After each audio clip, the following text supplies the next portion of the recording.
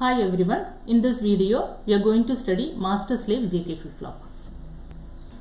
You have already studied JK flip-flop. So this is the circuit of the JK flip-flop. So you all know the working truth table, excitation table and the characteristic table of the JK flip-flop. So in the case of a JK flip-flop, when J is equal to K is equal to 1 and clock is equal to 1, it goes into a toggling state. Okay. Suppose the duration of the clock pulse, that is Tp, is very greater than propagation delay. Delta T represents the propagation delay. This is the propagation delay.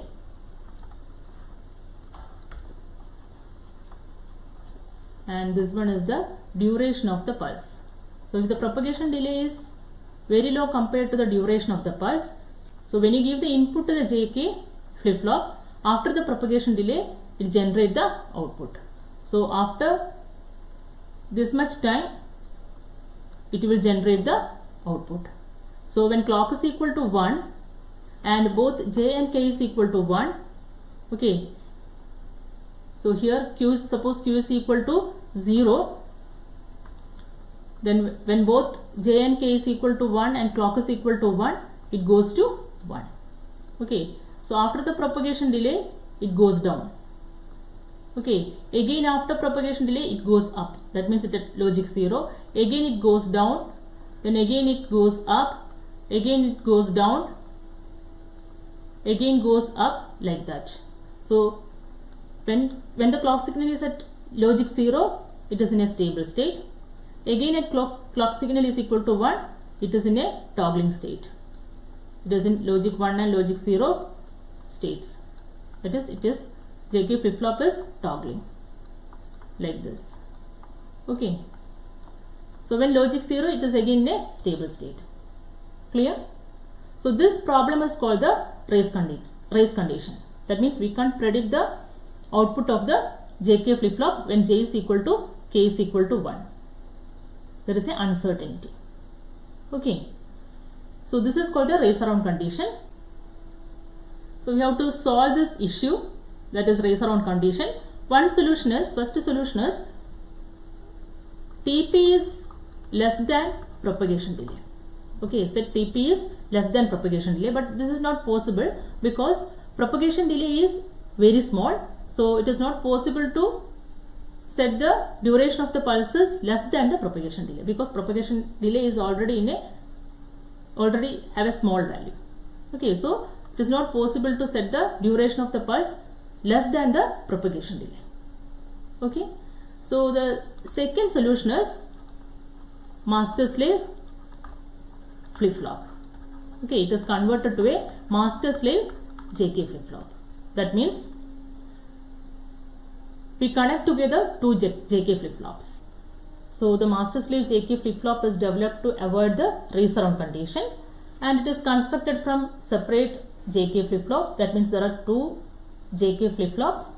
First one acts as the master and the second one acts as the slave. Okay, so we can draw the diagram for that. So it has two JK flip-flop. This is the first one and this one is the second one. Okay, so this is the output of the second one. Output of the first is connected to the input of the second.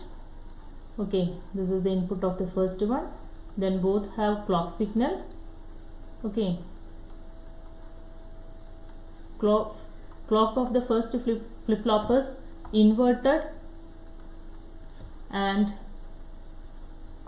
given to clock of the second one,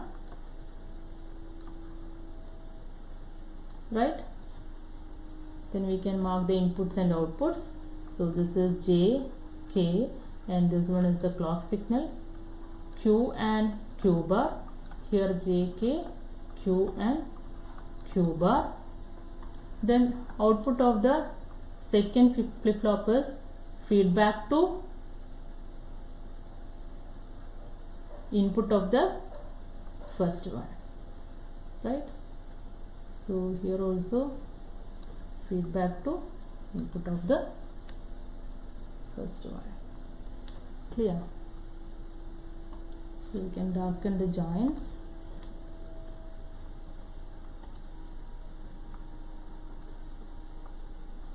So these two, this feedback goes here. Okay, this is the clock signal, this is connected here, right? So this is the block diagram of the master slave JK flip flop. Okay, clock is inverted and given to second flip flop. Two things to remember here. First one is clock is given to the first flip flop and invert of that clock signal is given to the second flip flop. Okay, then there is a feedback from second flip flop to the first flip flop. Clear? That 2 points you should remember. When clock is equal to 1, then clock of the second flip flop, that is the master, this one is the master and this is the slave. So when clock is equal to 1, master is enabled and slave is disabled. When clock is equal to 0, then master is disabled and slave is enabled. Right? Okay. So next we can draw the logic diagram. So this is the JK flip flop. We can modify this JK flip flop as master slave. So we delete this feedback. Then one more JK flip flop is connected to this JK flip flop, right? So we can draw one more JK. So for this, first AND gates, okay, then second AND gates, 4 AND gates are required, right? Okay.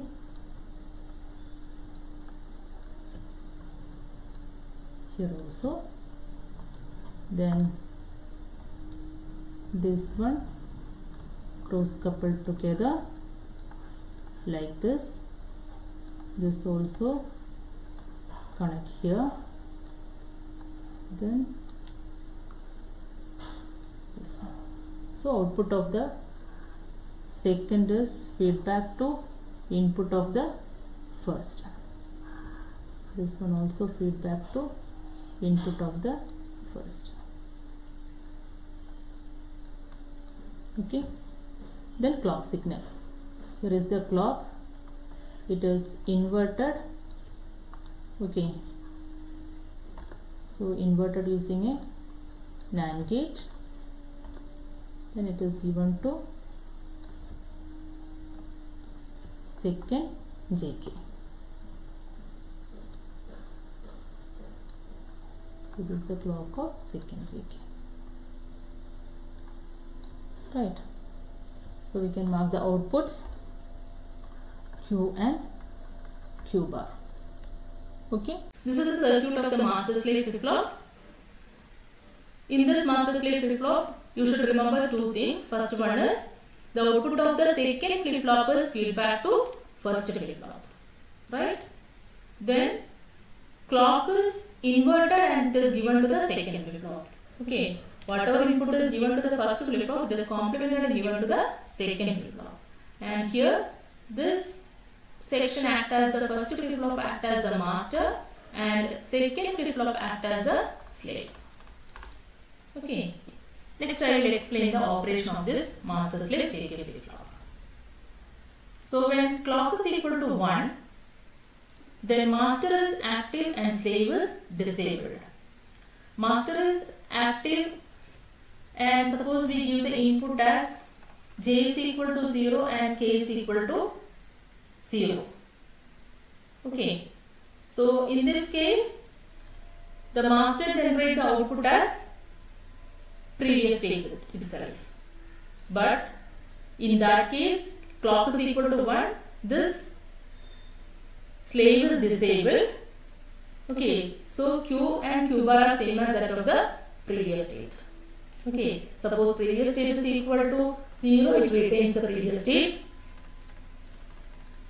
Previous state is equal to 1, it is 1, right? When clock is equal to 0, when clock is equal to 0, then master is disabled and clock is slave is enabled, right? So when slave is enabled, its input is the output of the master. So when output of the master is equal to 0, 1, here generate 0, 1 itself. 1, 0, generate 1, 0 itself. Okay, that means it retains the previous state in the case of j is equal to 0 and k is equal to 0. Suppose j is equal to 0 and k is equal to 1. When j is equal to 0 and k is equal to 1 and clock is equal to 1. When clock is equal to 1, then master is active and slave is inactive. Okay. So when j is equal to 0 and k is equal to 1, then output of the master is 0, 1 itself. Right? Then when clock is equal to 0, in that case slave is enabled, then the input of the slave is 0, 1 and it generates 0, 1 itself. Right? So this 0, 1 is feedback to here. Okay. So for the logic part of the clock 1, logic 1 part of the clock 1, master is enabled and slave is disabled. Then at logic 0, master is disabled and slave is enabled. Then output of the slave is whatever input is given, whatever output is generated from the master is given as the input of the slave, and based on that it generates the output. Clear? So when 0, 1, here we get, if suppose the previous state is 0, it generates 0. Previous state is equal to 1, it generates again 0. That means it goes to a reset state. Clear? The next one is, suppose j is equal to 1 and k is equal to 0. J is equal to 1 and k is equal to 0. Right? And clock is equal to 1. When clock is equal to 1, master is active and slave is inactive. Then when j is equal to 1 and k is equal to 0, the output of the master will be 1, 0. Here it is 1, 0. Okay, which will give the input of, which will act as the input to the slave. So when clock is equal to 0, slave becomes active and taken this 1, 0 input and it generate the output as 1, 0. Okay, so this output will not change. The clock is again made 1 and then 0.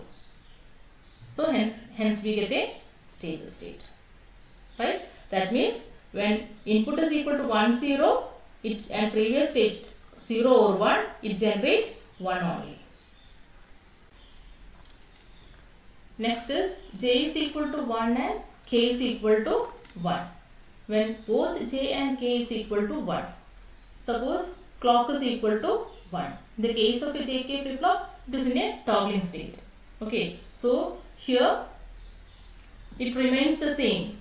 Suppose the previous state is 0, it goes to 1. Okay, here we get 0, but it will not change the output because here we feedback from the slave output. Okay, so here slave is not changed, so it retains the state 1, 0 in the case of master when clock is equal to 1. When clock is equal to 0, then master is disabled and slave is enabled, and the input of slave is 1, 0 and it generates 1, 0. Right? Clear? When again clock is equal to 1, this 1, 0 feedback here. So 1 is here and 0 is here. Okay. So when JK input is equal to 1, again it is in a toggling state. Previous state is 0, 1, 0 means it is toggling. It generates 0, 1 on the next logic 1 of the clock pulse. Okay. So in that case, this slave is disabled and it output is 1, 0 itself. Okay. So when clock is equal to 0, that means logic 0 of the second clock pulse, slave is again activated and its input is 0, 1 and it generates 0, 1. Right? So that means, so for the first clock pulse, this master slave flip-flops generate 1 output, and in the second clock pulse the master slave generate the output 0. Okay, in each clock pulse it is in a toggling state. Okay, this is how we eliminate the race condition in master slave flip-flop. At a time only one of the flip-flop will be enabled. Other one is inactive state. Okay, clear. So next we can draw the waveform of this master slave flip-flop. Next we can draw the waveform of this master slave JK flip-flop. So first we draw the clock signal. So this is the clock signal. Okay, 0, 1, like that. A train of pulses is there. Okay. So after the clock we can draw the J and K input and also output of the master and output of the slave, right? So this is the clock signal. So we can mark it as clock and mark the positive edges of each clock pulse. So 1, 2, 3, 4, 5, 6, 7, 8 and 9. Okay. Next we can draw the waveform of J input and K input. Okay. So J is equal to 0, 4 first clock pulse, then 1, 4 second, third and fourth clock pulse, then 0, 4, 5 and 6, then for 7 and 8 again 1, then 0. Okay, then K input is 0, 4 first and second, right? Then it is 1 for third and fourth, then it goes down, then here it goes up, then it is again 1. Okay, next we can draw the waveform of master and also slave. So Q1 represents the output of master and Q represents the output of the slave. Okay. So here during the first clock pulse, J is equal to 0 and K is equal to 0. So it retains the previous stage, that is it is 0. Okay, so for the first clock pulse it is 0. Then second clock pulse, J is equal to 1 and K is equal to 0. So it goes up, output goes up. Then during the third clock pulse both inputs are 1, so it toggles, right? Then fourth clock pulse again both are 1, so it goes up, that means toggling. Then again both are 0, means it retains the previous stage. Then J is equal to 0, K is equal to 1 means it goes down. Okay, then both are 1 means toggling, right? Again both are 1 means toggling, right? J is equal to 0, K is equal to 1 means output is 0, right? So this master is enabled at the clock logic 1 of the clock pulse, and slave is enabled at the logic 0 of the clock pulse, that means at this edge. Okay, so we mark all these edges. Logic 0 edge, that means it is a negative edge, so it is enabled when clock is given as 0. Okay, so during this clock 0, the output of the master is given to the input of the slave. So here output of the master is 0. So 0 input to slave means 0, 1. J is equal to 0 and K is equal to 1. So it goes down. It goes down.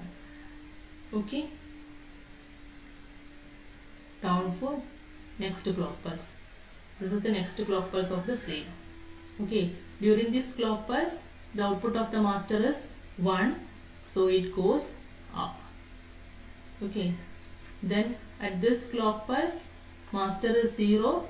So also slave also 0. Okay, during this clock pulse master is 1, so it goes up, right? Then during this clock pulse master is again 1, that means slave is also 1. Then during this clock pulse master 0 means slave also 0. Okay, during this clock pulse master is 1, so it goes up. During this clock pulse master is 0, so it goes 0. Then again here master is 0, it goes 0. So this is the output of the slave. So you can mark the changes. So when master is here, it is 0, then during the clock 0, slave also 0, right? So during the positive clock is equal to 1, master is equal to 1, then clock is equal to 0, slave also 1, right? Here master is equal to 0, then slave is 0. Then here master is equal to 1, then slave also 1 during the logic 0. Okay, then here master is equal to 1, slave also 1. During the 6th clock pulse master is 0, so slave also 0. Okay, during the logic 0 part. Then 7th clock pulse master is 1, then at logic 0 of the 7th clock pulse slave is also 1. Then 8th clock pulse master is 0, then logic 0 of the 8th pulse slave also 0. Then 9th clock pulse master is 0, then slave also 0.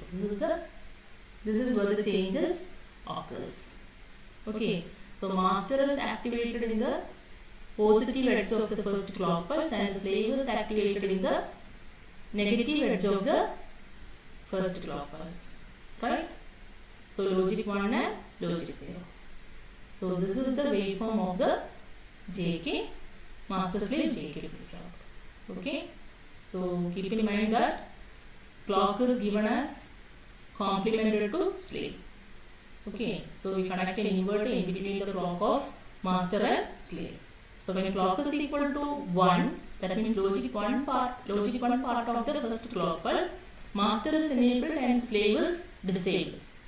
Okay, then at logic 0 part of the first clock pulse, master is disabled and slave is enabled. Okay, so this master slave flip-flop toggles only one in one clock pulse. That means during the one clock pulse it is in one stage, and in the next clock pulse only it toggles to the logic 0 state. Okay, so this is how we eliminate the problem of race condition in master slave JK flip-flop. Okay, when excitation table, truth table and characteristic table of the master slave flip-flop is same as that of the JK flip-flop. No change for that. Only we eliminate the race around condition in JK flip-flop in master slave flip-flop. Okay, so this is all about the master slave JK flip-flop. Okay, thank you.